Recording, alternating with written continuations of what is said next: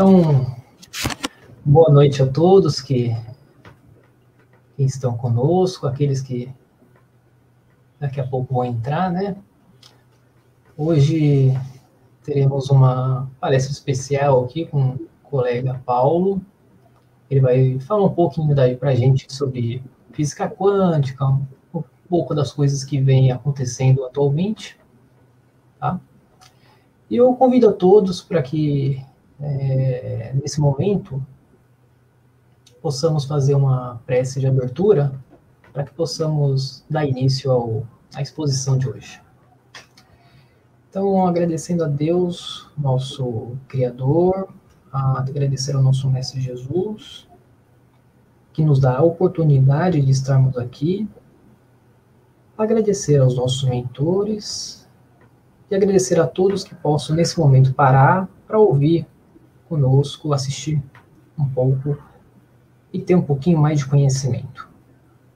E assim, com aquela oração que o nosso Mestre Jesus nos ensinou, façamos nosso início de trabalho. Pai nosso que estais no céu, santificado, Senhor, seja o vosso nome, venha a nós o vosso reino, seja feita a sua vontade, Senhor, assim na terra como nos céus.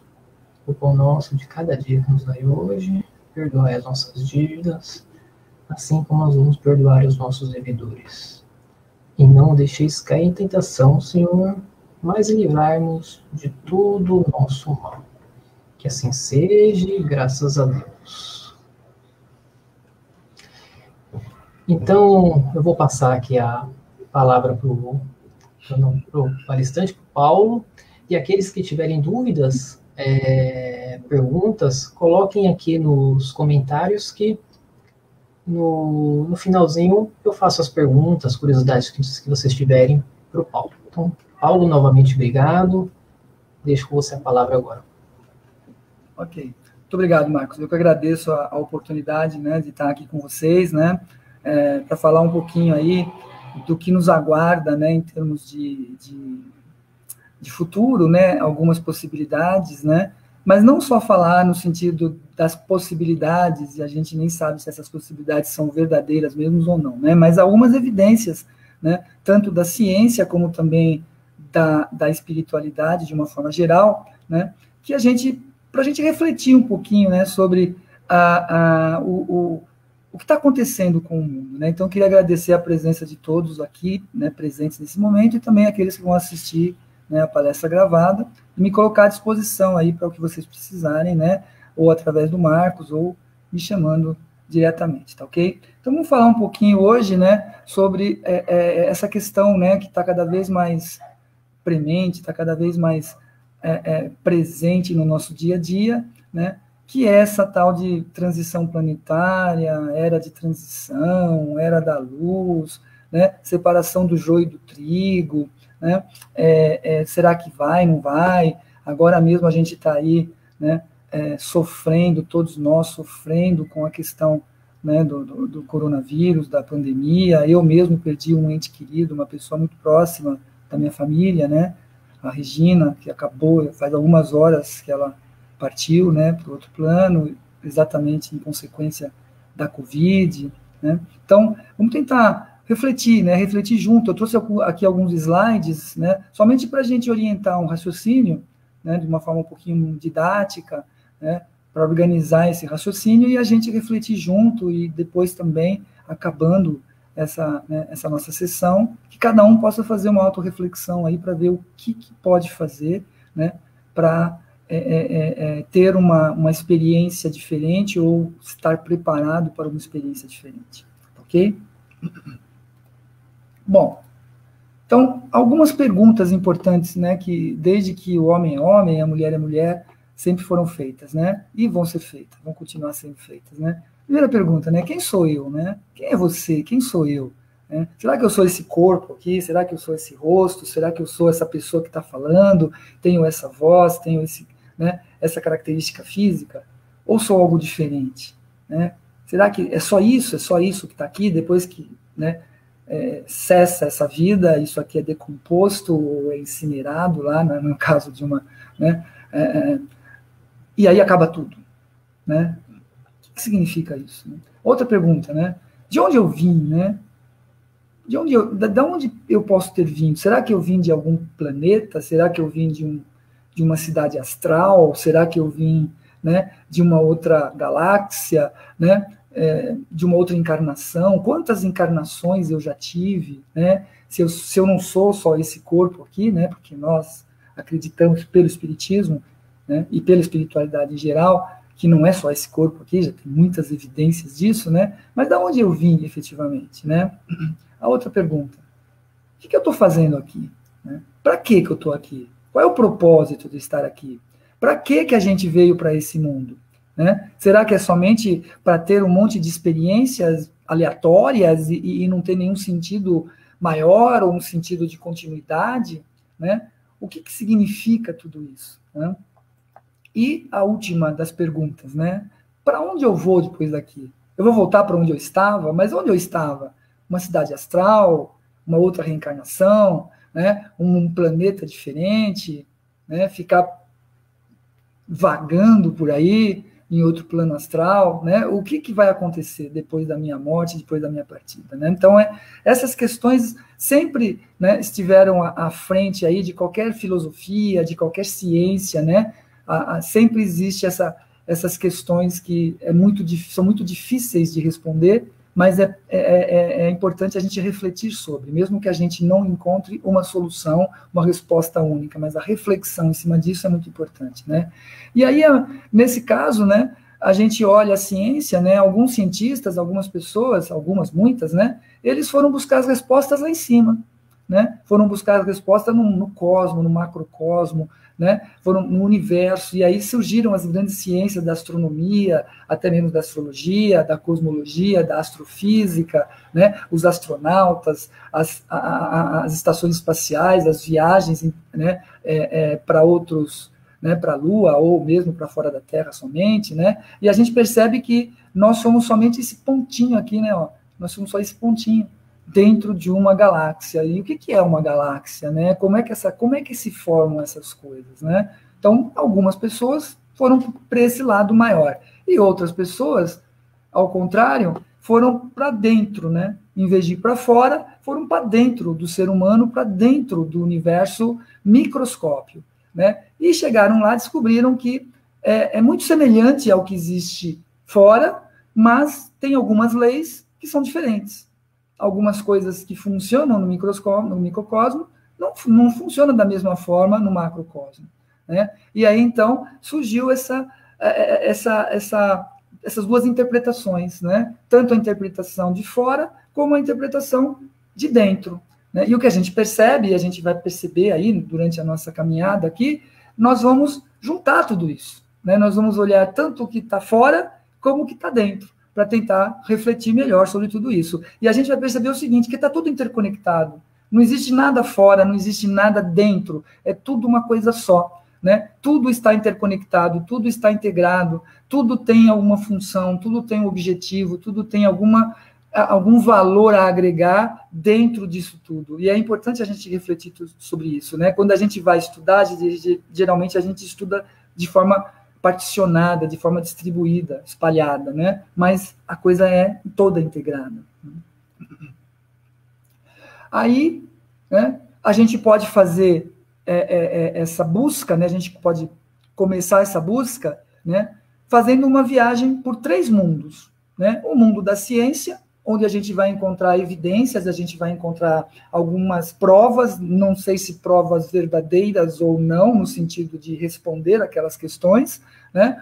Algumas evidências no sentido da repetição, então eu posso fazer e vai repetir sempre, e se repetir eu posso criar um modelo, eu posso criar uma equação, eu posso criar alguma coisa que imite isso, né? Eu vou também posso fazer uma viagem pelo mundo da fé, da religiosidade, da espiritualidade, né? E aí talvez eu tenha as respostas diferentes, né? O conteúdo diferente do conteúdo da ciência, né? Mas eles se integram. E eu posso também fazer uma viagem do mundo pelo mundo, né? Ou seja, o mundo, o que é o mundo, né? Como é que a gente entende tudo isso, né? E o nosso desafio hoje aqui, gente, é bem grande, tá? Porque a minha proposta para vocês é a gente fazer um overview, não do mundo que a gente conhece, né, somente de 3 ou 4 mil anos atrás, quando o mundo começa a ser conhecido pela escola que a gente estudou, né, onde a gente tinha aula de história, né,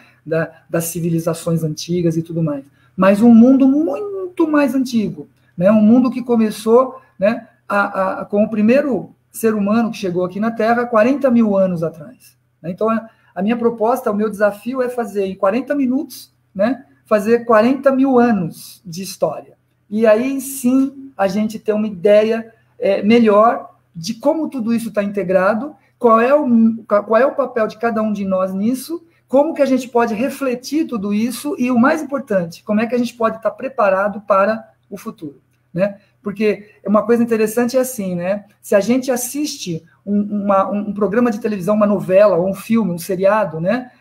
Capítulo a capítulo, a gente pode sugerir capítulos futuros, a gente pode até antecipar capítulos ou cenas ou atos futuros, né? Situações futuras, porque a gente já conhece a história. Então, a minha proposta é essa. Vamos olhar o mundo, né, de forma muito abrangente, olhando essas três vertentes, né, que é a ciência do mundo em 40 mil anos, a fé, a religiosidade do mundo em 40 mil anos e a própria viagem pelo mundo durante 40 mil anos. Tá? Essa é a minha proposta, né? E é um desafio. Tá? Como que a gente pode começar? Né? A gente pode começar pelo conhecimento ou pela crença.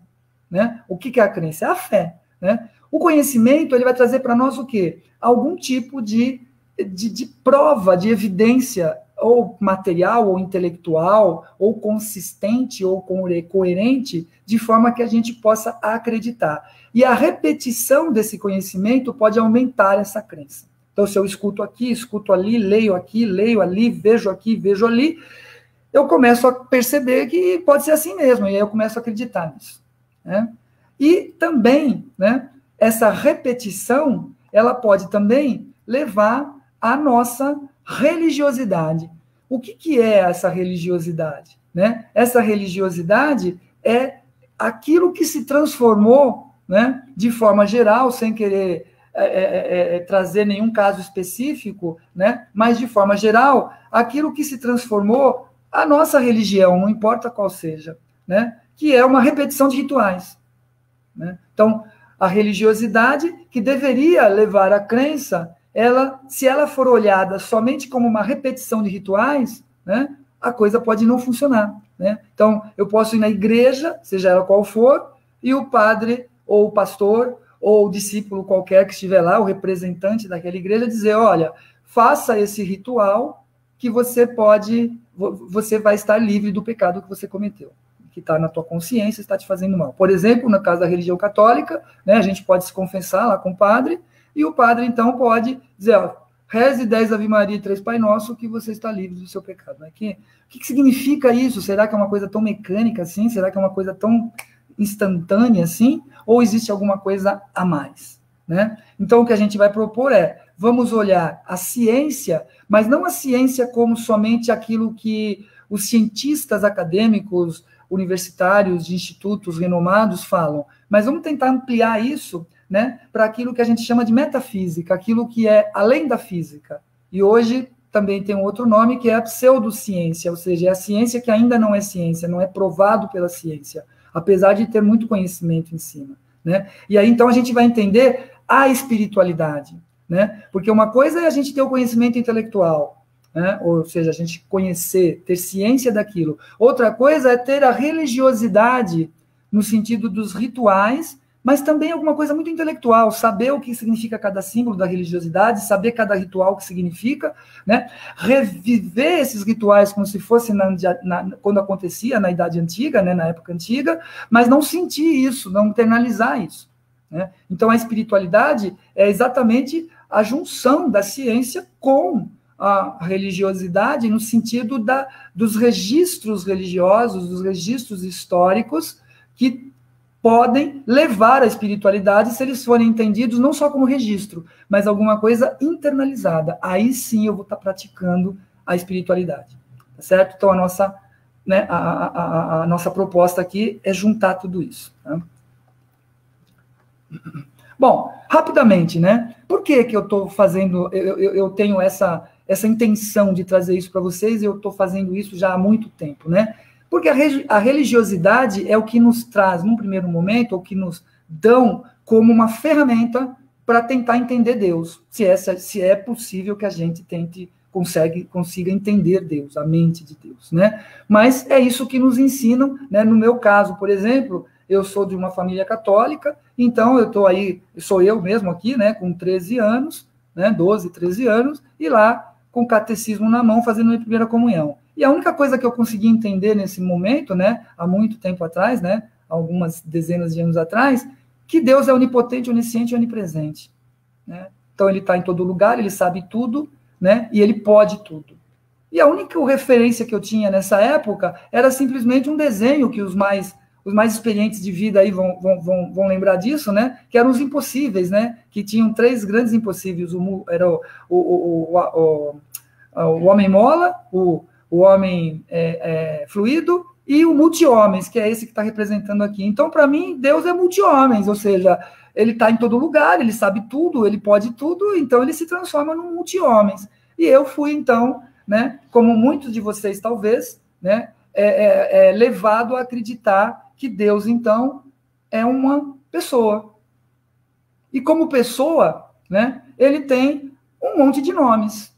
Cada um dá um nome que quiser para Deus, né? Cada estudioso, cada especialista, cada pessoa que poderia estar querendo convencer algumas pessoas, ele vai lá e coloca Deus numa outra situação e dá um outro nome, uma outra conotação, né? Eu costumo dizer que a gente, nesse sentido, né, é como a fábula de Esopo, né? Onde alguns cegos vão conhecer um elefante. Como eles são cegos, eles têm que usar o sentido do tato. E aí cada um tateia uma parte do elefante, já que nenhum cego conseguia tatear o elefante todo, porque o elefante é muito maior que qualquer pessoa, né? Então o cego que vai lá na barriga, ele tateia a barriga e diz que o elefante é uma parede, e essa parede parece muito com a parede, e é uma parede porque é muito dura, muito grande e rugosa. E aí o outro cego que vai na pata, na perna do elefante, né, ele vai lá e tateia e vê que aquilo ali, o elefante não é uma parede, o elefante é sim uma árvore, um tronco de uma árvore, ou mesmo um pilar, porque ele é arredondado, né, ele é duro, ele é rígido, né, e ele é comprido. E aí o outro vai lá no rabo do elefante, né, e percebe que o rabo não para de se mexer, e ele associa isso então a uma cobra, a uma serpente. Tudo bem, se cada um ficasse com a sua opinião, né, daquilo que é o elefante. Mas o que acontece? Um cego começa a brigar com o outro, tentando convencer o outro que ele está certo, né? E é o que a gente encontra hoje de forma generalizada, né? Até as grandes guerras são assim, né? Vide lá o Oriente Médio, né? Que é uma guerra eminentemente religiosa. É e sempre foi uma guerra religiosa, né? Quem é Deus? Qual é o nome de Deus? Como que ele como é que ele atua? Como é que ele age, né? É exatamente como cegos, né, tateando o elefante. E aí a gente tem, aí eu trouxe alguns, mas se a gente entrar aí, por exemplo, no Google, vocês vão ver que tem mais de 100 nomes para Deus. Né? E para mim, né, como que eu tentei entender isso, né, me baseando aí, né, com referências de outros cientistas e outros também espiritualistas e estudiosos na espiritualidade, né? Vamos lá, então se a gente quer entender Deus, vamos lá para o começo, né? Vamos lá, né, onde tudo começou, se é que existiu um começo. Hoje a ciência acredita que, né, existem algumas formas, né, alguns modelos, mas o modelo mais aceito hoje pela ciência é o tal do Big Bang, que aconteceu há mais ou menos 13,77 bilhões de anos atrás. Quer dizer, bilhões, é um negócio muito, muito, muito grande, né? E aí, então, a ciência diz o seguinte, né, que o que aconteceu naquele momento foi uma explosão, né? E o que existia antes? Né? Hoje os cientistas também sabem, né, porque já provaram isso em aceleradores de partícula, que o que existia antes era um mar de fótons. O que é fóton? Fóton é luz, é energia. Então, o que existia antes era somente energia, em forma de luz, né? E também eles sabem hoje que todo o universo condensado, instantes antes do Big Bang, né, ele poderia ser colocado em cima da cabeça de um alfinete. Todo o universo conhecido. E não conhecido também. Né? Então, é uma coisa... E houve a explosão. mas, na verdade, não foi uma explosão no sentido que estava instável, né? Que estava com algum problema instabilizado e, pum, explodiu. Não, foi uma emanação, né? Esse momento é uma emanação. Tanto é que, tanto na Gênese, né, da Bíblia, como também em várias outras Bíblias, como Mahabharata, Torá e outras, né? O que acontece? A primeira manifestação de Deus foi o quê? Foi uma fala, foi o quê? Faça-se a luz. Ou seja, então a luz estava condensada, então a luz foi liberada, né? Então o universo começou a se expandir. Foi se expandindo, né? E em pouco tempo já foram criadas aquilo que seriam, né, as protogaláxias, né, o que seriam as galáxias, né? Então o universo se expandiu e pela expansão as partículas começaram a girar, né? E aí, pela força da gravidade, uma partícula maior atrai uma partícula menor, elas começaram a girar, e deu origem aí ao que a gente chama de galáxias. E nós, então, habitamos, né, um pedacinho dessa galáxia, né? No caso, que a gente tem um Sol, que é a Via Láctea. Então, tem as galáxias criaram as estrelas, que são os sóis, e os sóis, então, também ajudaram aí na criação dos planetas e todos os outros astros que a gente tem dentro do universo, né? E a nossa galáxia, só uma questão de curiosidade, né? Hoje existem catalogados mais de 200 bilhões de galáxias, né? E na nossa galáxia, que é uma galáxia pequena, né, em relação às outras, nós temos cerca de 400 milhões de sóis, ou seja, de estrelas, né? E cada estrela com o seu sistema solar. Então, vocês podem ver que a gente tem bilhões de planetas somente na nossa galáxia. E como a gente viu lá no slide anterior, nós não estamos no centro da galáxia, nós estamos num braço da galáxia. Isso significa que a Terra é um planeta mais jovem, porque os planetas mais antigos estão no centro da galáxia. Tá? E como a nossa galáxia, existem milhões e milhões e milhões de galáxias. Então, tem galáxia que tem trilhões de estrelas e trilhões de planetas.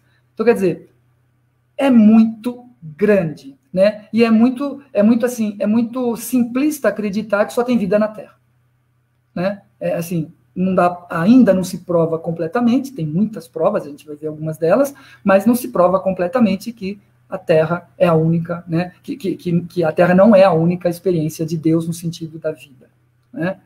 Ok? Junto com as galáxias veio também, né, o que a gente chama de mônadas cósmicas, ou seja, Deus, quando ele emanou o universo, ele criou, então, todas as coisas que ele acreditava ser necessárias. Criou a natureza, criou os animais, criou as plantas, criou tudo, né, que existe na natureza, tá? E também criou aquilo que seria a manifestação da sua vontade, ou a forma como ele iria começar a manifestar a sua vontade, tá? Então, o que são as mônadas cósmicas, né? As mônadas cósmicas, né, são a forma como Deus, né, resolveu, tá, aproveitar, digamos assim, né, aproveitar tudo que ele criou. Então, ele criou um universo com muita coisa interessante, cachoeiras, natureza, né, vento, sol, noite, lua, né, chuva, ele criou muita coisa. E ele, então, né, precisava aproveitar, ou seja, como que ele ia aproveitar? Ele é Deus, ele não pode aproveitar porque ele é muito grande, né? Ele não tem como fazer isso sozinho. Então, ele emanou as mônadas cósmicas, e o que são as mônadas cósmicas? É a forma como ele vai satisfazer a sua vontade. E o que são na prática, né? As mônadas cósmicas são os nossos corpos, que, segundo a espiritualidade, são 7 corpos. Tá? E são corpos, olha só que interessante, são matéria, né? O mesmo corpo que está aqui físico, né? A composição desse corpo físico é a mesma composição do corpo astral, só que uma outra densidade da matéria. Então, esta matéria do corpo físico é muito densa, muito, muito colada um átomo no outro. E a densidade do corpo astral são átomos, só que os átomos não estão tão colados, então ele tem uma densidade menor, tá? E para que isso funcionasse, né, Como que foi organizado isso? Né? Foi organizado, então, em 7 corpos. Cada corpo tem a sua função. Tá? Por quê? Senão não poderia aproveitar tudo que o universo tem, porque quando Deus fez o universo, digamos assim, ele criou tudo, incluindo os objetos materiais, né? A manifestação material, a manifestação física da matéria, que é o que a gente conhece hoje como universo tridimensional. Montanhas, lagos, árvores, natureza, né? Coisas duras, coisas rígidas, toque, os 5 sentidos, tudo isso foi criado. Só que, na sua essência, ele não poderia usar isso. Aí o que ele fez, então? Né? Ele se dividiu. Então, as mônadas cósmicas são a divisão de Deus, né? Ou seja, a distribuição, né? A emanação. Então, ele pega um pedacinho e emana. Uma explicação muito simplista, mas que pode funcionar, né? Seria como se imagina o universo, né? Um enorme, grandioso ímã, né?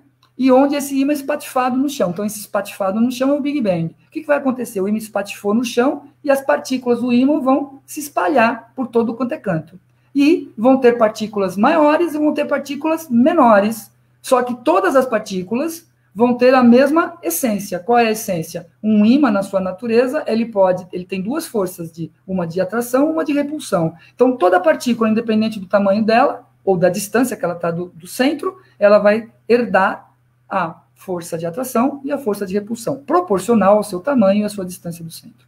Né? Então, mais ou menos, a gente poderia fazer essa comparação com o que aconteceu com o universo e com a gente. Né? Então, nós somos uma partícula, que é a mônada cósmica, certo? Só que para chegar no universo material, não daria para chegar diretamente, porque a mônada cósmica, ela é a essência de tudo, ela está muito longe da matéria. Então, o que foi feito? Foi feito, então, os corpos astrais, que a gente chama, né? Então, o primeiro corpo é a própria mônada, né? Que a gente chama de alma ou espírito na sua essência, também chamado de corpo crístico, tá? Aí nós temos o segundo corpo, que envolve o primeiro corpo, né, que é o corpo búdico, né, que já é uma energia um pouquinho mais densa, mas não tão densa como a matéria, mas um pouquinho mais densa que a primeira. E depois nós temos um outro corpo, né, que é o corpo mental superior, né, que também envolve os outros 2 corpos, numa densidade um pouquinho maior. E, na sequência, o corpo mental inferior, né, que são responsáveis aí pelas nossas emoções, pelos nossos sentimentos, tá? Então, ele também envolve todos os outros corpos. E aí, então, começa-se a perceber-se que o corpo agora, né, precisa ter uma estrutura que vai imitar a estrutura do corpo físico, né? Até o corpo mental, né, a gente não tem, né, uma forma humana. Né? A partir daí, então, começa a forma humana. A primeira forma é o corpo astral, é o que a gente chama de corpo astral, né? Onde todos os outros corpos foram encapsulados, né, dentro do nosso corpo. A representação aqui está no peito e tal, mas isso não significa que está aqui, tá? A gente não sabe, ninguém sabe, nem o cientista, nem, né, não foi nos revelado ainda onde que está no dentro, se está na cabeça, se está no peito, se está no tórax, ou se está espalhado pelo corpo. Né, em cada átomo do corpo. Isso também não foi nos revelado, tá? Então, não é porque está representado aí que ele está aqui no tórax, no coração, não é isso que significa. Né? Aí nós temos o outro corpo, que é o duplo etérico, e o 7º corpo, que somos nós fisicamente. Né? Então, a gente percebe, já conseguimos responder a primeira pergunta, de onde a gente veio, né? A gente veio de uma mônada, a gente veio de Deus. Por isso que a gente diz que a gente é feito a imagem e semelhança de Deus. Né? E algumas religiosidades, elas invertem isso, né? Elas dizem que Deus fez a gente com a sua imagem e semelhança, né? Não que a gente seja igual a ele, né? Porque se fosse assim, as vacas, né? Osho falou isso uma vez, né? O Deus das vacas teria chifre. Né? Então, não significa uma coisa, não tem nada a ver com a outra. Nós somos Deus, nós temos Deus na nossa essência, na nossa mônada, né? Que é exatamente as forças essenciais daquilo que Deus nos permitiu ter. Né? E a nossa jornada, então, é viver a experiência, né, no último nível da matéria, no último corpo, né, para levar a Deus a satisfação. Então, quando, né, o padre, o pastor, ou qualquer outro religioso, seja feito, e Cristo falou isso também na cruz, né, seja feita a sua vontade, a vontade é exatamente isso, é a experiência que a gente veio viver, e para viver essa experiência, nós tivemos que vestir roupas. Essas roupas são as densidades, né, as várias densidades da matéria. Mais ou menos como ilustra esse tubo aqui, né? Isso aqui é chamado líquidos immiscíveis, são líquidos que não se misturam, né? Então, água e óleo, por exemplo, você não consegue misturar, por mais que você chacoalha, não se mistura, tá? Então, a gente pode fazer essa experiência em casa, tá? Então, é só a gente juntar, por exemplo, né? O mais denso, mel, depois xarope de milho, depois xarope de boldo, leite, detergente, água, óleo, e depois álcool e óleo de lamparina, ou querosene, digamos assim, né? E aí a gente pode ver a experiência dos nossos corpos, né? Por exemplo, se a gente colocar uma bolinha de ping-pong, a bolinha de ping-pong é tão pouco densa, porque ela é encapsulada dentro de ar, né? Que ela não afunda. Então ela só vai sobreviver no último nível, né? Fazendo uma referência muito simplista, é como se fosse aqui, ó. Esse corpo, ele é tão menos denso que ele não consegue vir até aqui de uma forma sozinho. Então, ele precisa se adensar. O que significa adensar? Ele precisa ganhar uma roupa mais pesada. Aí a gente pode chamar aqui, né? Chegar aqui, por exemplo, no tomate cereja. O tomate cereja, ele tem um peso, mas ele não é tão pesado para ultrapassar a densidade do leite. Então, ele para no leite. Tá? Então, e a mesma coisa, o parafuso. O parafuso é tão denso, tão pesado, tão rígido, que ele consegue ultrapassar todas as densidades e viver aqui no mel. Então, fazendo uma analogia, o parafuso seria o nosso corpo físico. Né? E olha só que interessante, né? Nós estamos numa matéria tridimensional, que seria o último nível da matéria, mas nós temos um outro nível, poderemos ter um outro nível, por exemplo, a água. Né? Se a gente quiser sobreviver um tempo na água, como é que a gente faz? A gente entra na água e fica lá? Não, vai morrer. Né? Porque o nosso tempo de apneia, 2 minutos, 3 minutos, para os melhores nadadores. Né? Então, a gente tem que ter uma roupa especial, a gente veste um 8º corpo, que a gente chama de roupa de mergulho. Então, é uma roupa de neoprene ou de borracha, com pé de pato, escafandro e tubo de oxigênio. Né? E a gente só consegue viver lá na água, debaixo da água, com essa roupa por um determinado tempo. A gente não consegue ficar 24 horas por dia lá. Tem que sair. E quando a gente sai, a gente tira essa roupa. E a gente vive a experiência que a gente não consegue viver com essa roupa. Eu não consigo andar com pé de pato. Eu vou dar 10 passos, o negócio do oxigênio vai começar a pesar demais por causa da gravidade. Né? Então, eu não vou conseguir respirar. Então, eu tenho que tirar essa roupa. Então, fazendo uma analogia, seria mais ou menos o que a gente chama aí na espiritualidade de projeção astral, que todos nós fazemos. Né? Que é o quê? É o retirar a roupa. Porque o nosso espírito, ou seja, esses corpos, principalmente esse primeiro aqui, que é a mônada, ela está tão restrita na sua potencialidade, ela está tão restrita no seu propósito de existência, que é Deus, né? Que ela precisa sair, ela precisa viver outras experiências, né? E essas experiências são vividas quando a gente tira essa roupa. E quando a gente tira essa roupa? Quando a gente dorme. Então, o dormir é exatamente o momento que o nosso corpo astral vai fazer uma viagem astral, uma projeção astral. Ele vai para outros planos astrais com outros corpos, né? E isso, então, ele lembra dessas experiências, coisa que quando ele está no corpo físico, ele não lembra. Por quê? Porque nós vamos ver mais para frente que nós vivemos num planeta kármico. Nós estamos passando por uma era kármica, nós temos karma. Então, esse nosso karma, o que significa o karma? São atividades, ações que a gente fez ou não fez e trouxe memórias. E essas memórias, então, se trazidas para esse mundo material, poderiam influenciar o nosso comportamento e as nossas decisões nesse mundo. Então, para isso, o projeto todo, né, ele é feito de forma que a gente esqueça tudo que a gente foi, né, nos outros, que a gente é nos outros corpos e o que a gente foi em outras encarnações, em outras roupas que a gente vestiu, para que a gente possa viver uma experiência com espontaneidade e com total verdade, sem estar, né, olhando o que a gente já foi, o que a gente é, tá certo? Então, é assim que a gente entende hoje a espiritualidade, né? Existem, então, densidades diferentes de acordo com o tipo de roupa ou de corpo que a gente veste, tá certo? E aí, então, a gente pode usar ou não usar esse corpo, né? E quando a gente morre, a gente simplesmente deixa esse corpo. Quando a gente dorme, a gente deixa o corpo, mas a gente é ligado pelo famoso, né, cordão de prata, tá? Que é um tubo energético, né? Como se fosse um cordão energético, não é físico, que liga, então, o corpo físico ao corpo astral, que a gente chama de corpo astral, mas seria aí o duplo etérico, a primeira manifestação do corpo astral. Né? E a gente, então, faz as viagens que a gente quiser e depois volta para esse corpo. Né? Interessante isso, porque é a partir daí que a gente vai começar a tomar uma consciência do que a gente efetivamente é. Ou seja, não esperar dormir, mas provocar isso. Né? Provocar através de uma meditação, de uma concentração, de um relaxamento. Né? E aí, então, a gente consegue fazer fluir esse nosso corpo, né? Às vezes sem lembrar e às vezes lembrando talvez resquícios do que estava acontecendo. Outra coisa importante esses corpos, eles não foram aparecendo, né? Eles foram construídos, projetados, né? Por inteligências, por consciências superiores, consciências que já estavam aqui, que foram emanadas também como mônadas cósmicas, né? Só que com uma característica, né? Ou já diferenciada, ou evoluiu. A gente vai ver isso, evoluiu daqui para cá. Foi evoluindo do corpo físico para o corpo astral, para o corpo mental, e foi evoluindo.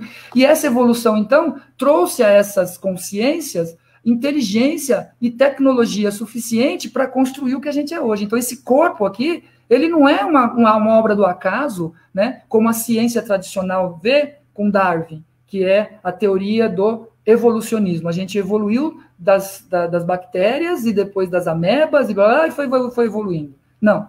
Hoje a ciência mesmo não aceita mais isso. Hoje existe uma grande facção da ciência que acredita no criacionismo. Ou seja, alguém criou a gente. Alguém projetou a gente. Então a inteligência veio antes do corpo. A consciência veio antes do corpo. E é isso que a espiritualidade afirma. Certo? E olha só que interessante, né? Não é só a espiritualidade. A própria ciência já tem noção disso, né? Então, hoje, já se consegue, né? A ciência, de uma forma mais restrita, ela já aceita o quê? Um universo que existe além do universo material, que eles dão o nome de universo da energia escura ou da matéria escura, que é uma tecnologia totalmente desconhecida pelo ser humano, pelos cientistas, e muitos cientistas tentam estudar isso. Muitos físicos, principalmente, tá? E olha só que interessante, se a gente somar 73% de energia escura mais 23% de matéria escura, 96% do universo que existe é desconhecido pela ciência. Então, tudo que a gente conhece de ciência, gente, olha que interessante, só representa 4%. Isso é estudado, tá? Não é uma coisa chutada. Os cientistas hoje sabem calcular isso. Uma coisa importante também, o universo não é infinito, ele é finito. Tá? Isso também já é uma evidência. Então, não tem aquela coisa infinita. É muito grande para nós, se torna infinito, mas ele é finito para a ciência. Ele é medível. E nós estamos alcançando cada vez mais distâncias cada vez maiores, né, com a nossa tecnologia. Tá? Mas olha só que interessante. Aquilo que a ciência não sabe, a espiritualidade sabe. O que é a matéria escura? O que é a energia escura? Só pode ser o plano astral. Só pode ser os outros 6 corpos. Só pode ser os outros 6 universos que existem num outro plano. Só que a gente não vê porque a gente não tem densidade. Interessante isso, né? Então, é bom refletir sobre isso, né? Aquilo que a gente não enxerga não é que não existe. A gente não está preparado para ver. Né? A gente só vê aquilo que está no nosso espectro de luz. A luz bate, reflete e a gente enxerga. Se por acaso o corpo for tão rarefeito, tão menos denso, tão sutil, que a luz ultrapassa, eu não consigo ver. Percebe? Fica transparente para mim, porque eu não consigo ver. Porque a luz ultrapassa direto, ela não reflete nada.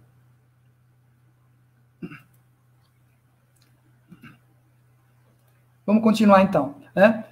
Para a gente entender melhor isso, né, de tudo que eu pesquisei até hoje, né, eu pesquiso isso há mais de 30 anos, né, desde os meus 15 anos, né, e assim, de tudo que eu já vi, já estudei com Amit Goswami, já fui aluno e discípulo dele, Hélio Couto, né, e outros, Wagner Borges, né, e o que fez mais sentido para mim, e o que eu vou trazer para vocês, é o projeto Terra do professor Laércio Fonseca. Porque o professor Laércio Fonseca, ele, além de ele ser vidente, além de ele ser médium, ele é ufólogo e também ele é físico. Então, ele conseguiu traduzir naquilo que, para mim, né, como eu também sou cientista, então, para mim, ficou mais fácil de entender. Eu vou tentar trazer essa facilidade para vocês, tá? De forma bem rápida, tá? Então, imagina que existe um projeto chamado Projeto Terra. O que é o Projeto Terra? É um palco de experiências. Então, imagina que Deus, quando criou o universo, ele criou coisas e colocou organismos vivos para usar essas coisas, né? Então, e para que seja vivo, tem que ter a essência dele. Seja um animal, um inseto ou uma pessoa, tem que ter a essência da vida. E essa essência da vida, ela somente vem através do Criador. Então, ele se manifesta, né, através dessas emanações, que a gente chama genericamente de mônada, tá? E essa mônada, então, ela precisa sair da essência de Deus e vir descendo, no sentido figurativo, né, descendo para atingir a última densidade, a mais pesada, como se fossem parafusos caindo lá no tubo. E essa última densidade é a crosta terrestre, tá? Onde estão as coisas materiais. Então, a gente costuma dizer, então, que a Terra, né, é um palco de experiências. Ou seja, eu tenho um palco em infinitos cenários que eu posso usar. Quem vai usar? Eu, ser humano, eu, animal, eu, inseto, eu, planta, que são os organismos vivos vindos de Deus. E eu, pedra também, que é um mineral, né? E aí, então, a gente vive toda a nossa experiência terrena, né, em cima da crosta terrestre. E quando a gente deixa o cordão de prata, quando a gente parte desse plano, deixa esse corpo denso, né, tira a roupa, a gente vai para o segundo plano da matéria, que é o conhecido como umbral. O que significa umbral? Umbral significa trevas, falta de luz, tá? Trevas, não no sentido de coisa tenebrosa, ruim, negativa, perigosa, nociva, não. Trevas no sentido de ausência de luz, tá? E onde está o umbral? Está aqui, no mesmo plano. Quando a gente fala dimensões diferentes, a gente está cometendo um equívoco matemático. Não existem dimensões, só existem 3 dimensões, tá? Que existem são planos dimensionais ou planos diferentes, planos de densidades diferentes. Então, o umbral está aqui. Eu tenho certeza que, como aqui, aí junto de você, deve estar pessoas que você conheceu, pessoas queridas tuas. Ou não, pessoas desconhecidas, mas que entraram na tua frequência vibracional. E estão aí perto de você, só que você não percebe. Ou até percebe, que é muito sutil. Você tem que se conhecer para você perceber, né? Um arrepio, um burburinho no estômago, uma palpitação, né? Uma sensação boa, uma sensação ruim. Isso tudo podem, não significa que são, podem ser evidências de que existem aí outros seres habitando junto com você, né? Só que a gente não vê, porque esses seres, eles são tão sutis, tão menos denso, que a luz ultrapassa, não reflete, a gente não consegue ver. Mas é o umbral. Então, quando a gente deixa esse corpo físico, nós vamos primeiramente para o umbral. E o que é umbral? É onde os espíritos ficam enquanto não têm consciência de si próprio. Porque a partir do momento que eles começam a ter consciência que aquilo que eles viveram na matéria não é só matéria, eles não estão apegados a isso, eles não têm nenhum apego nem a pessoas, nem a objetos, nem a locais, nem a situações, e a conquistas materiais, aí então ele pode evoluir para o outro plano, que a gente chama genericamente de penumbral. Ou seja, o que é o penumbral? É a penumbra, ou seja, eu estou saindo da treva, da falta de luz, para uma luz bem pequenininha, uma luz bem fraquinha, mas já é luz, não é mais treva, né? E é aqui também que a gente encontra aquilo que a gente chama das cidades astrais, como, por exemplo, o nosso lar, né? E tem milhares de cidades astrais, assim como tem milhares de cidades na Terra, tá?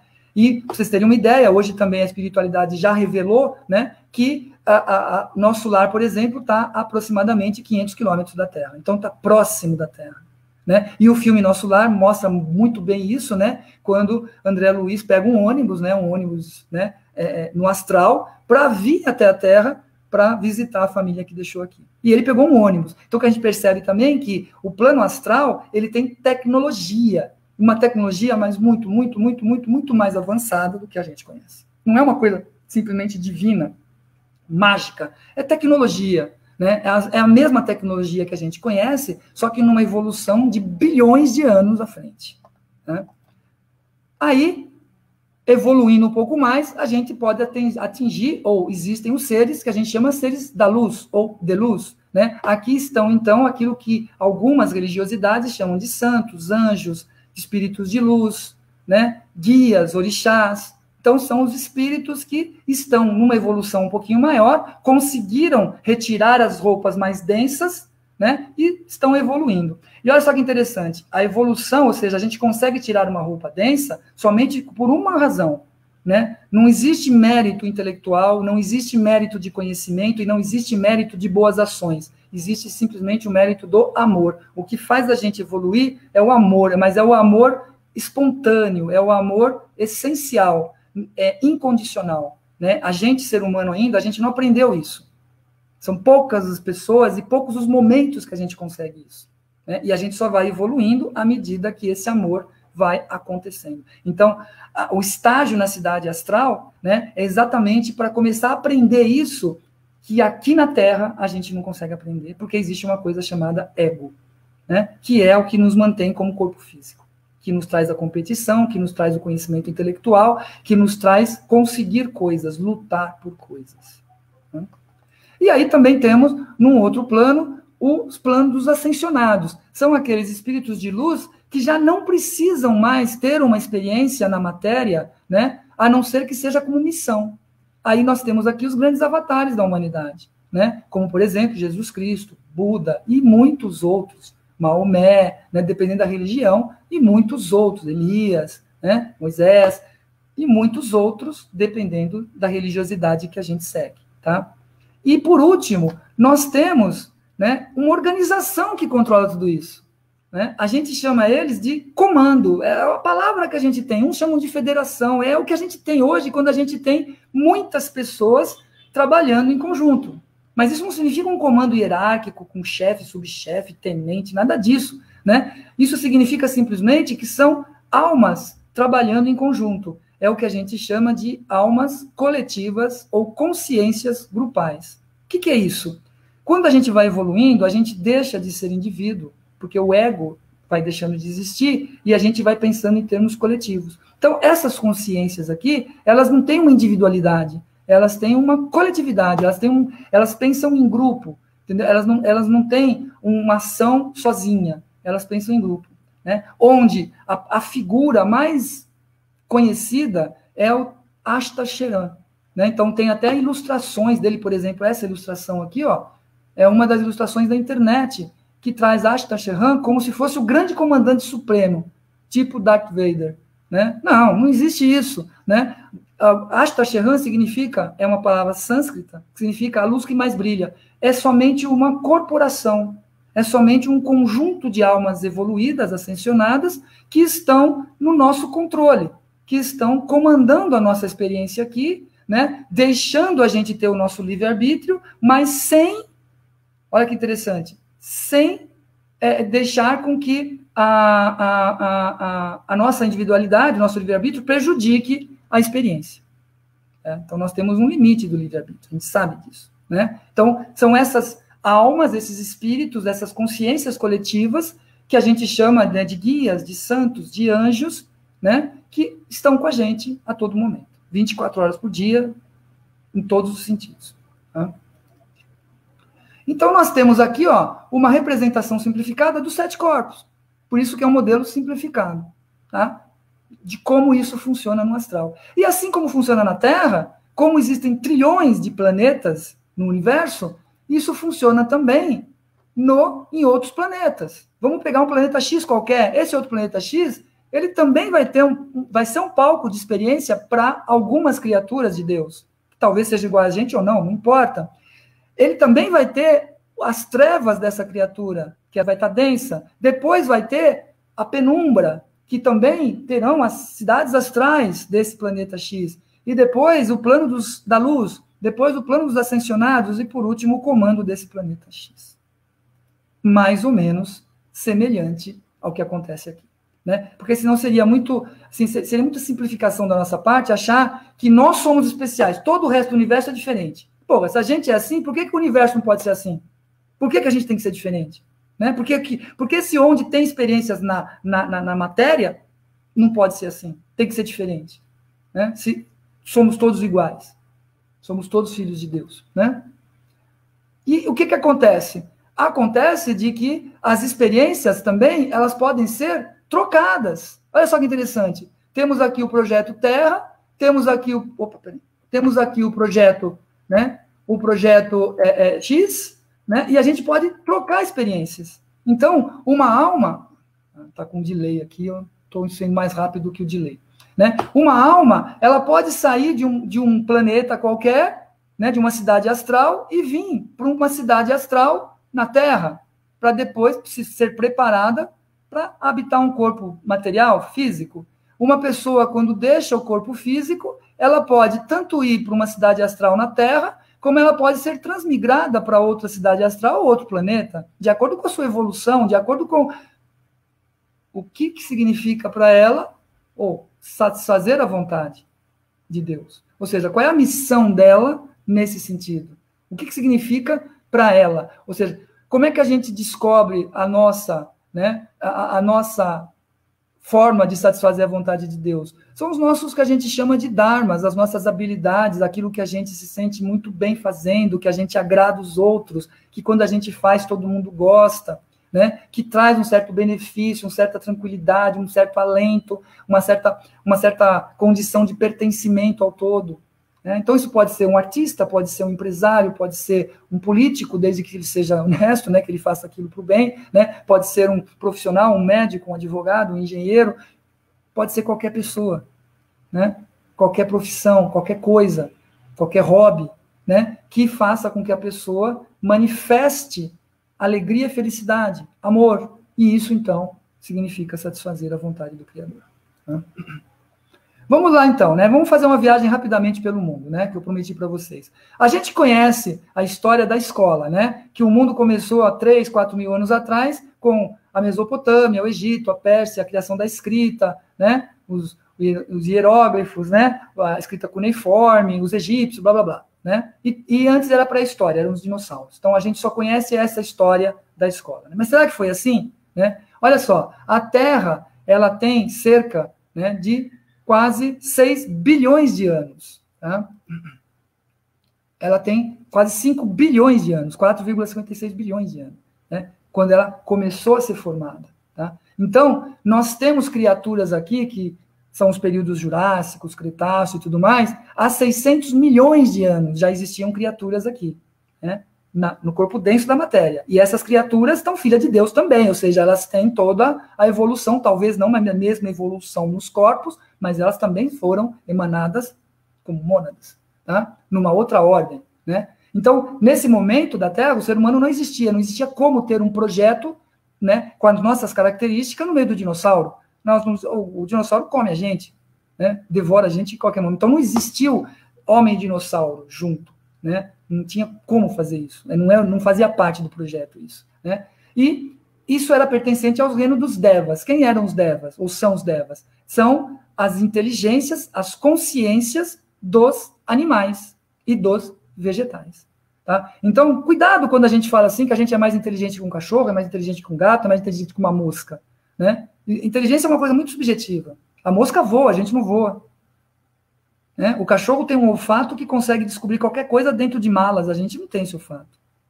Né? Então, cuidado quando a gente fala isso. Eles são de um outro reino, que é o reino Deva. E aí vem uma correção, né? A espiritualidade avançada hoje, ela evolui, não corrige, mas ela evolui os escritos de Kardec, né? Que diz que, então, o ser humano evoluiu do mineral para o vegetal, para o animal. Não, são hordas diferentes, são ordens diferentes de espíritos. São mônadas diferentes. Tá? Então, um ser humano não vem do macaco, por exemplo, ou ele não vem de um animal. Ele é humano, ele é da horda humana, ele é da horda animal, ele é da horda tal. Tá? E aí, há 40 mil anos, surgiu a primeira raça-mãe, os chamados Rutas. Né? Quem eram os Rutas? São os homens da caverna, mas não tinha mais dinossauro. E olha só que interessante, a espiritualidade avançada também sabe hoje que eles eram seres sem alma, ou seja, os engenheiros siderais, as grandes consciências, inteligências, estavam testando os corpos, mas para esse teste eles não colocaram pessoas. É como, por exemplo, fazer um teste num carro crash test num carro, eu não vou colocar uma pessoa, eu vou colocar um boneco com alguns tipos de sensores para eu verificar quando ele bater na parede o que vai acontecer. Mas eu não vou colocar uma pessoa lá dentro. Né? Então, os engenheiros siderais fizeram a mesma coisa. Tá? Aí, começou-se, então, a evolução. E a primeira civilização que se tem notícia é o povo da Lemúria, um povo muito antigo e muito primitivo. Eram o que a gente chama aí do Australopiteco, né, do Homo erectus, até chegar no Homo sapiens. Né? Quando chega na época do Homo sapiens, a Terra está sendo preparada para a sua primeira experiência kármica. O que é essa experiência kármica? Ela vai, então, agora ser habitada por seres inteligentes que já têm um histórico, ou seja, ele já tem um karma, né? Só que ele, onde ele está hoje, ele não pode mais continuar lá. Ele está num outro planeta, muito próximo ao planeta Terra, e ele vai ser transmigrado para cá, tá? Que é o que a gente chama a experiência da Atlântida. Então, os Atlântidas, e hoje existem evidências científicas sobre isso, né? Que eles existiram mesmo, né? No History Channel está cheio de episódios sobre isso, né? E eles vieram de outro planeta. Aí Eric von Däniken, né, tem um livro lá chamado Eram os Deuses Astronautas, é uma pergunta que ele faz, né? Ou seja, quem são essas pessoas? Quem são esses espíritos? Então, hoje a espiritualidade já sabe, né, que são o que a gente conhece como os exilados de Capela. Capela é um planeta que existe no orbe, né, celeste, é da constelação do Cocheiro, que a gente chama de Órion, né, e que existiu realmente, ou existe ainda, a gente não chegou lá, né, existiu uma civilização chamada civilização adâmica, né, e onde foi transmigrada para o planeta Terra, porque chegou-se naquele planeta, Capela, as vias de fato, ou seja, os espíritos, ou os seres que lá existiam, eles evoluíram tanto tecnologicamente, né, que conseguiram acabar com o planeta, explodiram o planeta em guerras nucleares. Tá? E aí, então, houve a separação do joio e do trigo. Os espíritos que estavam evoluídos, eles saíram de Capela e foram habitar outros orbes, ou cidades astrais, ou evoluíram para outros planos astrais. Tá? Os espíritos que ainda tinham karma, tinham pendências de ações, eles, então, transmigraram para a Terra. Tá? E vieram, então, habitar a Terra. E eles tinham um comandante, uma inteligência, uma consciência coletiva que controlava a vinda deles para cá. Porque quando eles saíam de Capela, que eles tinham muito conhecimento, porque eles estavam ali na era do conhecimento, a era da luz, né? Eles vieram para a Terra e tiveram que... Esse conhecimento teve que ser apagado, escondido, guardado, tá? E essa luz foi guardada. E essa consciência coletiva que guardou essa luz tinha o nome de Lúcifer, que significa o guardião da luz.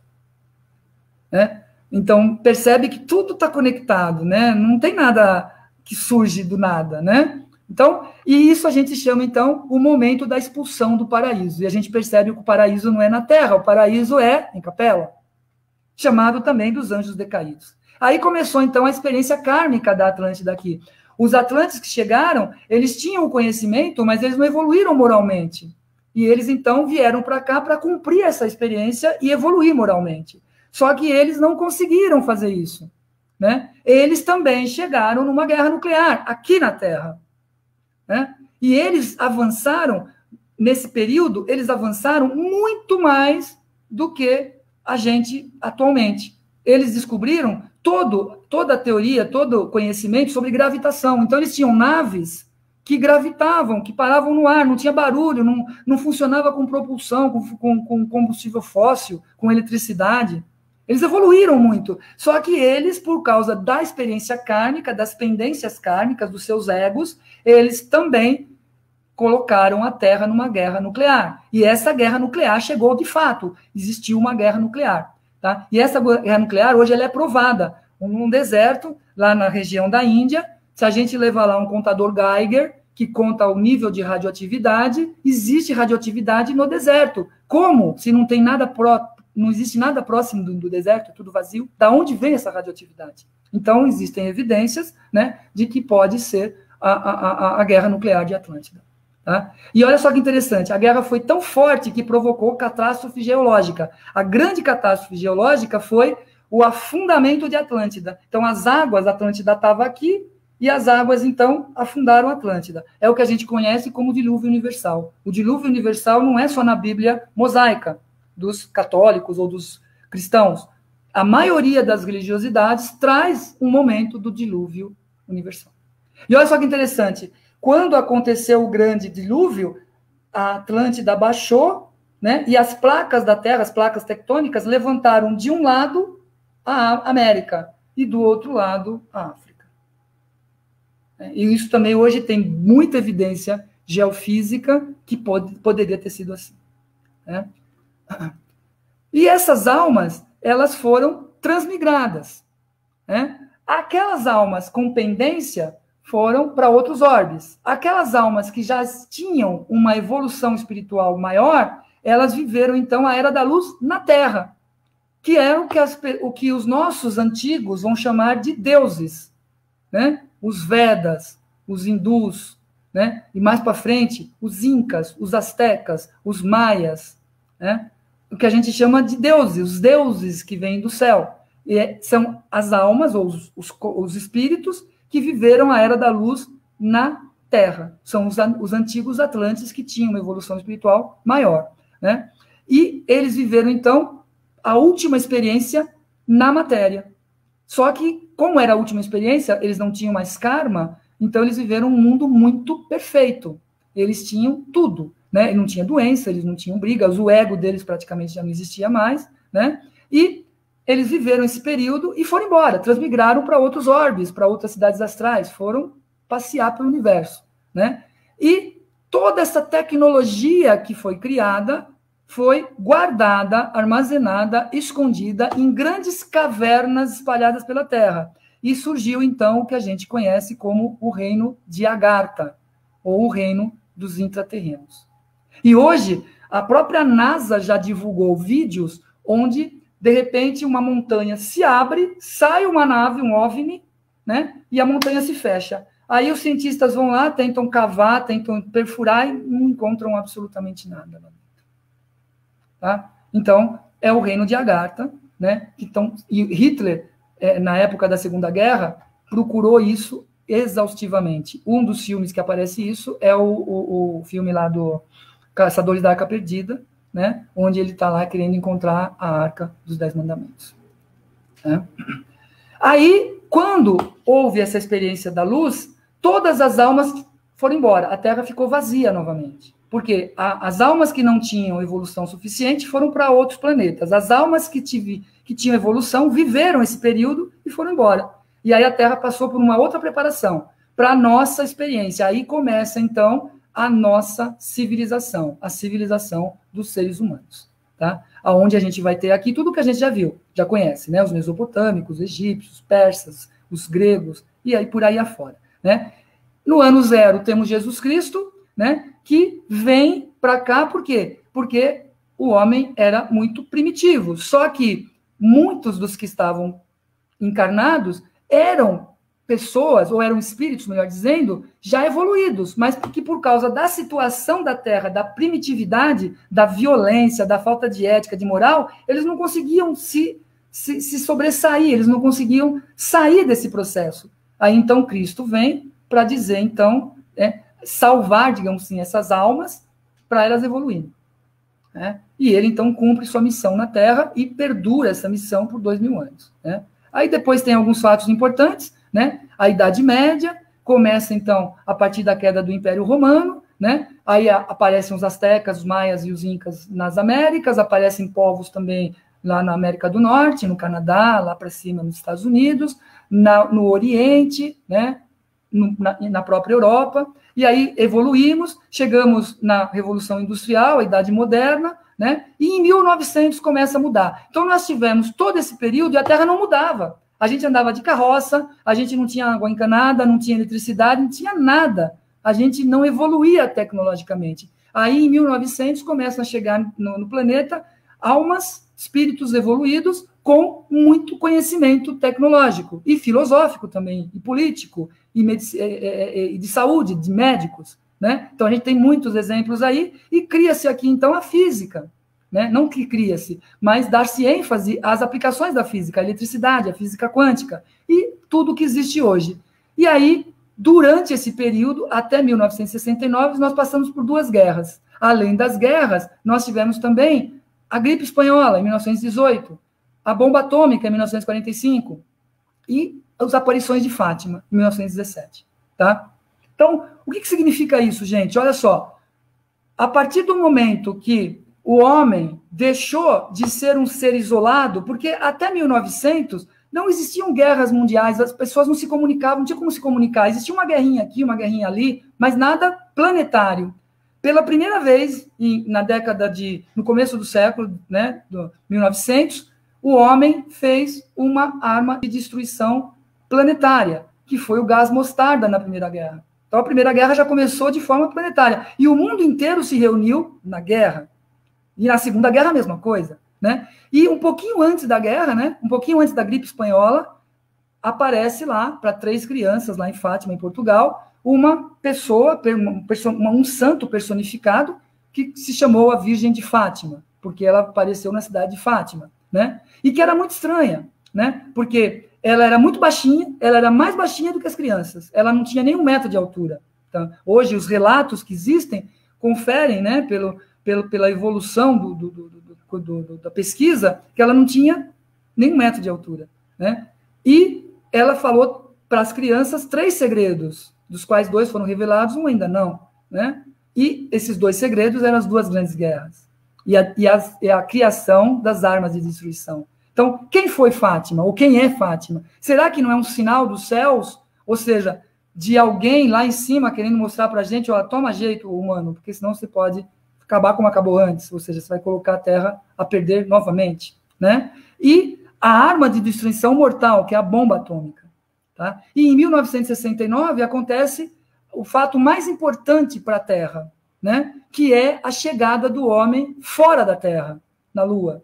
Aí o homem, a mulher, né, o ser humano, deixa de ter as leis próprias. Agora ele está sob as leis do astral. Ele está sob as leis de quem comanda o universo astral. E aí vem uma mensagem de Chico Xavier, em 1971, no programa Pinga Fogo, lá na TV Cultura, que ele recebeu psicografada de um espírito de luz, né, dizendo, então, que a Terra era para ser destruída na Segunda Guerra. Só que aí houve um conclave estelar, ou seja, essas inteligências, essas consciências coletivas se reuniram e Cristo falou a favor da Terra, defendeu a Terra, dizendo, olha, não vamos destruir a Terra, vamos dar uma chance para ela. E aí veio a moratória de 50 anos. Então, e Chico Xavier deixa claro isso, o vídeo dele, eu tenho o vídeo dele aqui para passar, se vocês quiserem depois, né? Posso até disponibilizar isso, está na internet, né? E ele disse, né, que se o homem passar os próximos 50 anos sem se destruir, ou destruir o planeta, muitas coisas, muitas novidades tecnológicas virão, muitas coisas boas virão, só que ele vai ter que passar por um período de provação. E olha só que interessante, ele falou isso em 1969, né? Em 2019, no dia 19 de julho de 2019, acabou a moratória. E aí, em novembro de 2019, veio o coronavírus. Então, olha só a fala de Chico, né? Se o homem não se destruir totalmente, maravilhas tecnológicas serão colocadas a seu dispor, serão entregues para ele, né? Mas ele vai ter que passar por um período de provação. Então, esse período de provação, provavelmente, pode ser a pandemia que a gente tem hoje. Ou seja, nós temos que aprender, nós temos que nos reinventar enquanto ser humano, né? E não viver a experiência do ego, mas viver a experiência do espírito. E isso, infelizmente, depois de quase 2 anos, né, de mais de 1 ano, a gente ainda não aprendeu a fazer. Principalmente no Brasil, né, com toda essa briga política, né? Mas a gente precisa começar a entender isso e fazer isso. E é nós que temos que fazer, eu, você, não é nós no sentido abstrato, não existe nós, existe eu e você. Eu faço, você faz. Então aí a gente tem o nós. Se eu não fizer e você não fizer, o nós não existe. Tá? E o que vem pela frente? Né? Então, outra coisa importante que, olha só, nós tivemos 5.000 anos de preparação para a chegada dos humanos na Terra. Tivemos 5.000 anos de Atlantes, período kármico. Tivemos 5.000 anos de preparação para a nova Terra. E agora nós estamos chegando ao final de mais 5.000 anos do período kármico. Então, olha que interessante, né? de 5 em 5 mil anos é o projeto da Terra. A gente pode considerar mais ou menos isso aí. E olha que legal. Quando começou a civilização no planeta, a Terra tinha 4 milhões de habitantes na Terra inteira, né? 3 mil antes de Cristo, ou seja, quando começou as civilizações, tinha 100 milhões de habitantes na Terra inteira. No ano zero de Cristo, 170 milhões. Em 1900, né, 1 bilhão de habitantes. Ou seja, a Terra demorou 40 mil anos para conseguir 1 bilhão de habitantes. E olha só que interessante. Em 1969, nós tínhamos 2,5 bilhões de habitantes. E agora nós estamos quase a 8 bilhões de habitantes. Esses números são reais, tá? Então, olha só. Em 40 mil anos, nós só atingimos 1 bilhão de pessoas, ou de almas. Em 69 anos, nós acrescemos 1,5 bilhão em 69 anos. Chegaram na Terra mais 1,5 bilhão daquelas que já existiam aqui. Né? Em 52 anos, nós tivemos um acréscimo de aproximadamente 5,3 bilhões de almas em 52 anos. Ou seja, demorou-se 40 mil anos para chegar no primeiro bilhão. Agora, em 52 anos, nós multiplicamos isso por mais de 5. E aí a pergunta que eu faço para vocês refletirem é, da onde vieram essas almas? Porque se eu tinha 1 bilhão, essas almas vão morrendo e reencarnando. Então eu tinha que ter 1 bilhão. Da onde veio esse excedente de almas? Né? Não veio da Terra, porque a Terra só tinha isso. Não veio das cidades astrais, porque as cidades astrais da Terra coordenam a Terra. Veio da onde? Provavelmente de outros planetas. Então, olha só que interessante. Existe 87% de chance de você que está me assistindo ser um extraterrestre. Eu, você e todos nós. Então, qual que é a nossa essência? Fora da Terra. Em que planeta? Não sei. Né? Qual foi a nossa primeira experiência em planeta? Não sei. Quantas encarnações a gente já viveu fora daqui? Não sei. Tá? Mas 87% das pessoas que vivem hoje aqui não tiveram nenhuma experiência kármica, não tiveram nenhuma teia atávica com Cristo, com Buda, com os grandes avatares da Terra. Tá? Percebe isso? Que é uma coisa que foi imposta a gente, mas a gente não tem nada a ver. A gente não viveu, provavelmente, a gente não viveu essa experiência. Só 13% em média das almas é que viveram essa experiência. Pode ser que não seja eu nem você. Né? É muito interessante essa reflexão. Tá? E aí, né, em 1945, as bombas explodem, Hiroshima e Nagasaki, e em 1947 começa a revoada, a invasão dos OVNIs. Né? Todo quanto é lugar. Aí o cinema começa, então, a dizer que OVNI, né, ele até existe, mas ele é mais fraco que o ser humano. Então, o poderio americano, principalmente, o poderio do ser humano, é mais forte do que o poderio do extraterrestre. E vem todos os filmes onde o extraterrestre é vencido. Os últimos, inclusive, na porrada, né, como Will Smith no Independence Day. Ele dá uma porrada no ET. Né? E hoje, cada vez mais, aparições. Né? Da onde vem tudo isso? Será que eles já não estavam aqui, só que numa outra densidade? Será que eles vão invadir alguma... Não dá para invadir alguma coisa que já está aqui.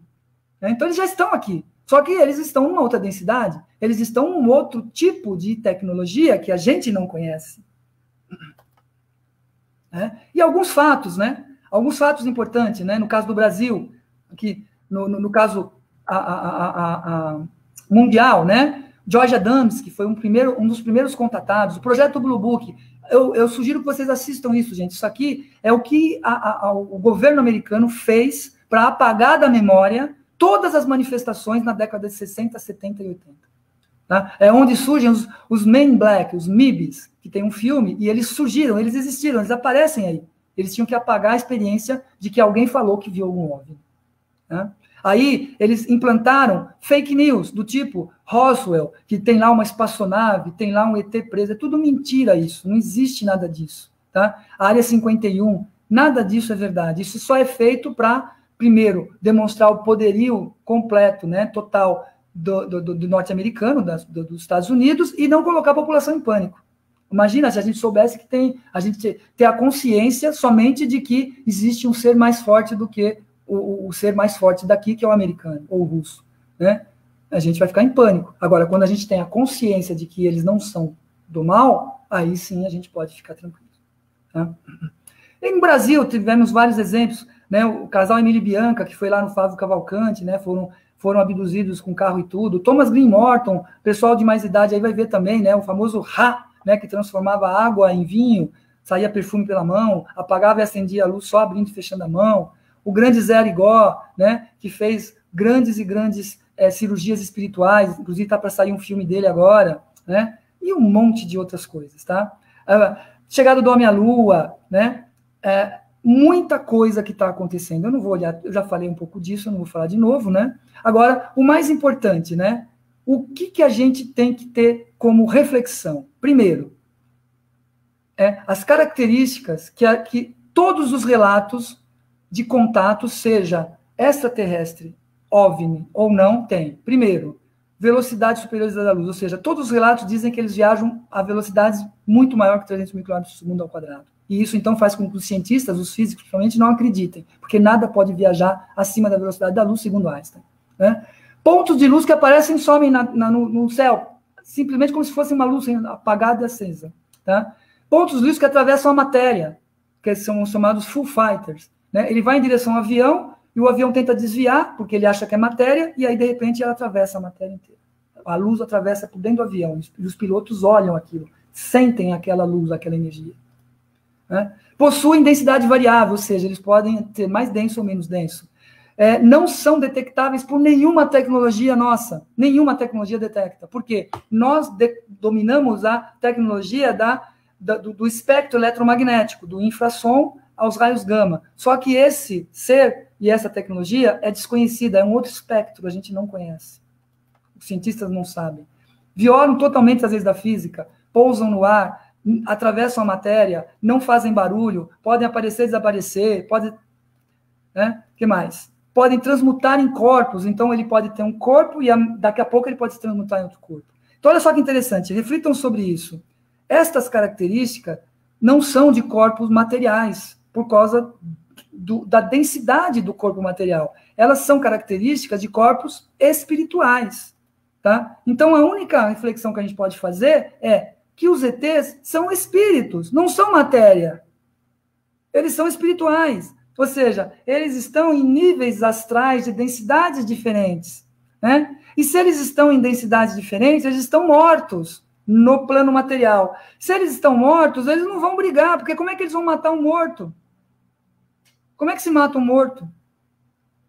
Então, esse negócio de guerra nas estrelas não existe.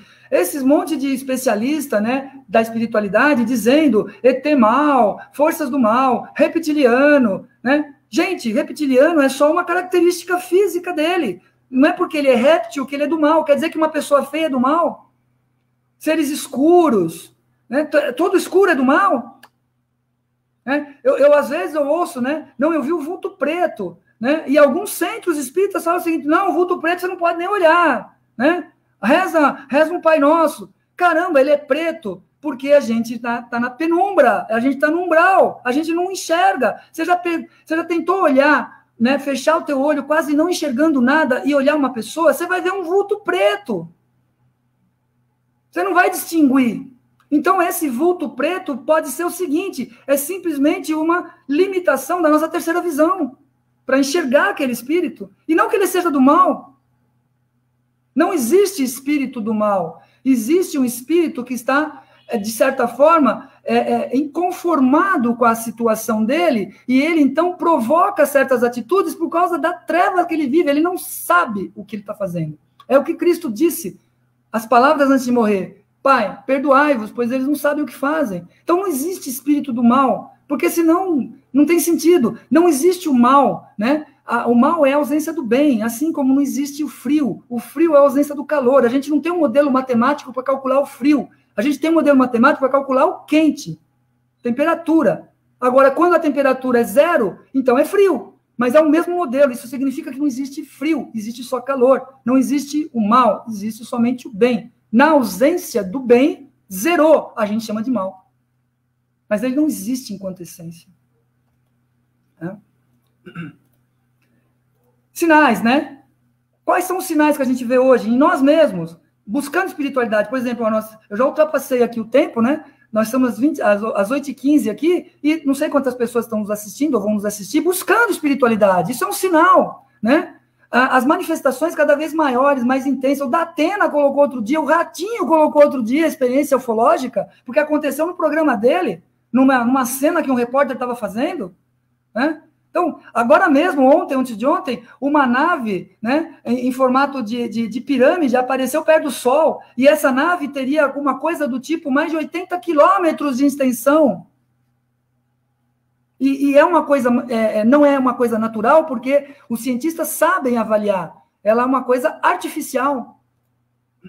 Né? Duas grandes guerras. O que a gente aprendeu com isso? Os segredos de Fátima. Qual será o terceiro segredo? Proliferação de médios sensitivos no mundo inteiro. O próprio Estados Unidos, que é frio, tem um monte de sensitivos. Eles só não admitem que são espíritos. Eles são consciências. E olha só que interessante. Kardec foi francês. E onde que está a maior espiritualidade hoje? No Brasil. O filme foi filmado por brasileiros na França. Porque lá não tem. Né? Quais são as consequências disso, né? O que a gente espera com isso? Que a gente tenha uma consciência mais plena de quem somos, de onde viemos e para onde vamos. Né? A resposta é simples. A gente só tem que acreditar nisso. A partir, não da repetição ou de um ritual, mas porque aquilo faz sentido para a gente. Quando a gente fala faz sentido, é que a gente sente dentro da gente. Entendeu? A gente sente, o coração sente, né? Que é aquilo, tem que ser aquilo. Não é porque alguém falou, não é porque um bambambam da espiritualidade, não é porque um cientista prêmio Nobel falou, não é isso não faz sentido. A palavra, a expressão fazer sentido significa soar dentro de você. Não adianta alguém falar, tem que soar dentro de você, não importa quem fale. De repente você encontra um mendigo na rua e ele fala alguma coisa que faz sentido. Você tem que acreditar. Os registros akáshicos, ou seja, as nossas vidas passadas, né, as nossas experiências anteriores, né? Acesso às nossas vidas passadas, as mudanças na economia. Gente, percebam o seguinte, a maior companhia de táxi hoje, qual que é? É o Uber. Quanta matéria ele tem? Quantos táxis, quanto elemento material ele tem? Nenhum! A maior companhia de táxis, uma das maiores companhias do mundo, o maior unicórnio do mundo, se chama Uber. E eles não têm um ativo de táxi. A equipe inteira deles pode ser reunida nessa sala aqui onde eu estou, que dá mais ou menos uns 40, 60 metros. Uma empresa inteira. Alguma coisa está mudando. Né? Olha só o vírus. O vírus veio para quê? Para a gente se reinventar. Ele tirou da gente, do corpo físico da gente, 3 dos nossos 5 sentidos. Vocês já pensaram nisso? Por exemplo, eu moro sozinho aqui. Né? Então, eu não consigo sentir o paladar de outro. Eu sinto o meu paladar. Eu não consigo sentir o olfato de outro, eu sinto o meu olfato. Eu não consigo tocar ninguém. Então, ele me restringiu a 2 sentidos, que é o que eu estou usando aqui, né? A visão e a audição. Tem algum sentido aí. Tem alguma coisa que a gente tem que refletir. A pandemia trouxe para nós o quê? A perda da beleza. Todo mundo usa máscara, a gente não sabe se a mulher é bela ou feia, se o homem é belo ou feio. Né? Trouxe para nós a comunicação não verbal proibida. Antes a gente usava a comunicação não verbal. Eu sorria e você sabia que eu estava sorrindo. Agora eu estou com máscara, eu posso estar mostrando a língua para você e você achar que eu estou sorrindo. Eu posso estar fazendo careta para você. Né? Ou seja, a gente não pode mais acreditar naquilo que a gente vê. É isso. Essa reflexão tem que ser falada, ela tem que ser colocada. Nós estamos há mais de um ano com a pandemia, com a quarentena. O que cada um de nós fez para se internalizar, né? Porque isso é para que a gente perceba quem somos nós, individuais, né? E não buscar coisas externas. Lives, e seriados, e programas de 30 anos atrás, e TikTok, e não sei o quê. Quanto tempo a gente está dedicando para nós nesse momento? Tem gente aí que está ficando maluco. Por que está ficando maluco? Porque o espírito que está dentro dele quer se manifestar. Só que o cara é tão trevoso, é tão ignorante no sentido de não conhecer, que ele ignora isso, e isso reflete ruim para ele. Então percebam, quando você tiver com uma coisa muito pesada dentro de você, que você quer fazer e você não vê condições, é porque talvez é teu espírito que queira se manifestar e você não dá atenção. E aí você vai fazer o quê? Você vai distrair o teu corpo físico e mental através da televisão, né? De programas de televisão, de episódios de séries, né? E de coisas piores que isso até. Violência, assistir repórteres violentos, programas violentos, né? Ou seja, você afasta o espírito. Aquela manifestação que ele estava tendo, não vai ter mais. E olha só que interessante, não dá para falar aqui, mas quem quiser, a gente pode marcar uma outra, com o Marcos ou em qualquer outro lugar. Isso já é provado pela ciência, tá? Existem evidências, né, de que o espírito, ele está como se fosse uma onda estacionária dentro da nossa mente. A mente não significa cabeça. A gente olha na cabeça, mas não é cabeça. Cabeça é cérebro. É uma onda estacionária. O que é uma onda estacionária? É uma onda presa. O Marcos sabe muito bem disso, porque ele é de telecom, né? É uma onda presa, né? E ela porta coisas. E a gente, o que ela porta? Pensamentos, vai para lá e para cá, para lá e para cá, para lá e para cá. Então a gente tem que sair dessa onda. Essa onda portadora, ela tem que se expandir. Como é que ela se expande? Com relaxamento, com meditação, com oração, com introspecção, com respirar levemente, tranquilamente. Aí essa onda se expande. Quando ela se expande, ela encontra outras ondas. Porque hoje nós vivemos experiências individuais. A minha onda está presa aqui, a tua também. Então não tens como comunicar. Agora, se eu expando a minha onda, a tua também expande, pode expandir. E aí eu posso encontrar você no amor, na solidariedade, na amizade. Né? Por isso que Kardec dizia, né, não há salvação se não for pela caridade. Né? Mas a caridade, nesse sentido, não é a caridade de fazer barganha com Deus. Eu vou lá dar comida para o pobre, senão eu não vou para o céu. Não é nada disso. A gente tem que aprender essas coisas. Né? E por isso, início da nova era. Último slide. Você está preparado para isso? Né? O que você precisa para isso? Autoconhecimento. O que é autoconhecimento? Você tem que se conhecer, cara. Você tem que olhar para dentro. Né? Você tem que sentir, sentir as sutilezas do teu corpo, porque a única interação que existe entre você, corpo físico e espírito, é pelos sentidos, pelas sutilezas das suas sensações. Então, quando você tem um arrepio muito forte, provavelmente você está tendo uma experiência mediúnica, só que você não sabe disso. Você vai lá e fecha a janela. Né? Você tem um burburinho no estômago e, de repente, é uma experiência mediúnica. É uma frequência que está mexendo com os teus átomos internos. Né? E você vai lá e toma um sorrisão. Né? Então, essas coisas. E como que a gente se conhece? A gente tem que buscar fora para conhecer dentro. Por exemplo, para eu saber que eu tenho um olho, eu preciso saber o que é um olho, o que é um rosto, que o rosto é composto de olho, nariz e boca, qual é a função de cada coisa. Então, eu tenho que buscar externo, eu tenho que buscar nos livros, nessas palestras, nos vídeos, nos professores. Mas não é só o conhecimento intelectual, eu tenho que internalizar, eu tenho que dizer, puxa, meu olho funciona assim, deixa eu perceber se ele funciona. E sentir isso.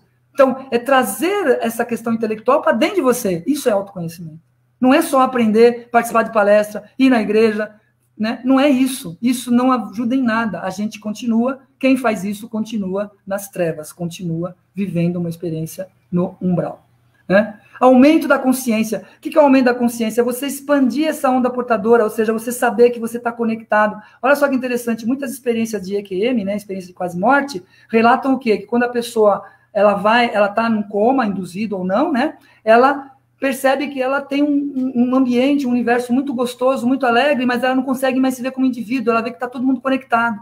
Né? É como se fosse uma gota que foi jogada num copo, e esse copo numa panela, essa panela num riacho, esse riacho no mar, esse mar no oceano. Então, deixa de ser a gota, deixa de ser o copo, deixa de ser a panela, deixa de ser o rio, deixa de ser o mar, deixa de ser o oceano. Tudo se transforma no oceano, que é o universo, que é Deus. Tá?